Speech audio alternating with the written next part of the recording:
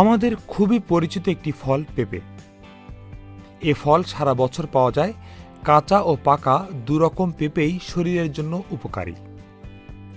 গবেষণায় দেখা গেছে পেঁপে শরীরের বাড়তি চর্বি কমানোয় গুরুত্বপূর্ণ ভূমিকা রাখে। কাঁচা পেঁপেতে রয়েছে প্রচুর প্রোটিওলাইটিক এনজাইম। এটি আমাদের শরীরের প্রোটিন হজমে সহায়তা করে। এছাড়া এই এনজাইম ক্যান্সার নিরাময়ে গুরুত্বপূর্ণ ভূমিকা রাখে। আর এ কারণে কাঁচা পেঁপে রান্নার পরিবর্তে কাঁচা খাওয়াটাই শরীরের জন্য বেশি উপকারী।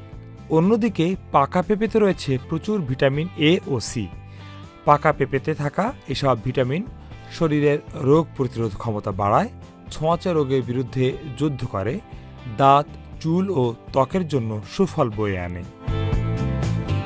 বুড়িয়ে যাওয়াকে দূরে ঠেলে দেওয়ার মতো উপাদান রয়েছে পেঁপেতে, তাই ত্বকের উপরেও কাজ করে এই ফল। এতে কোনো খারাপ কোলেস্টেরল বা চর্বি ও ফ্যাট নেই।